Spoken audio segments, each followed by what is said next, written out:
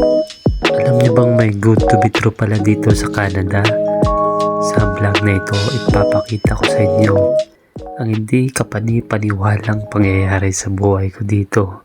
At ngayon ko lang natanggap to at naranasan to.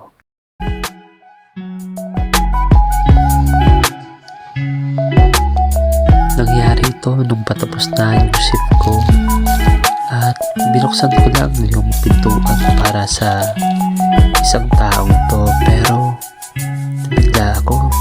bigla nang tinanong, Pilipino ba ako? Ano bang pangalan ko at anong status ko dito sa Canada?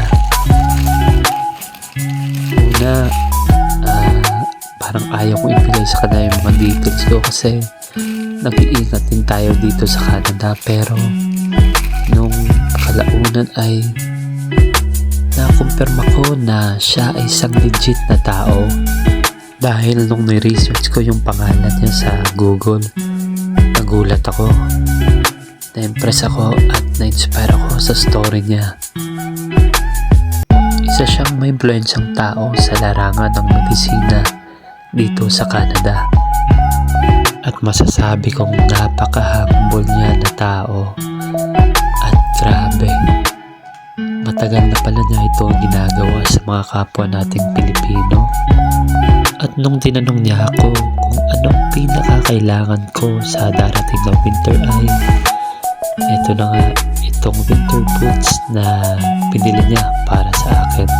Gustuin ko mang sabihin yung pangalan niya para mapasalamatan siya sa vlog na to ay pinili niyang wag na lang sabihin yung pangalan niya sa vlog na to.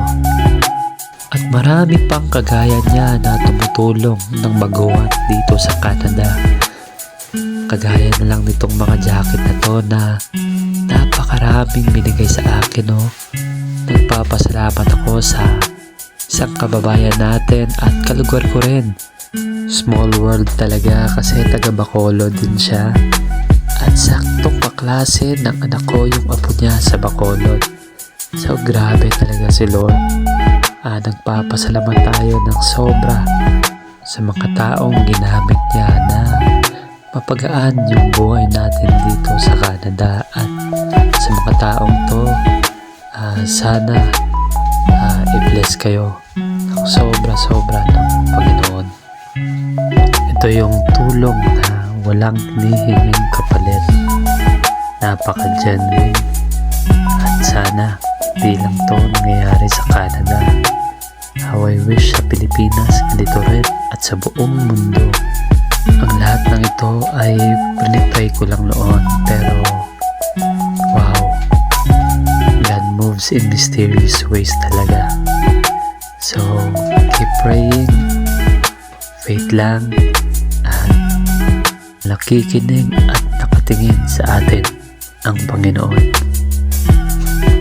So eto lang yon. This is Longo in Canada. Thank you and God bless.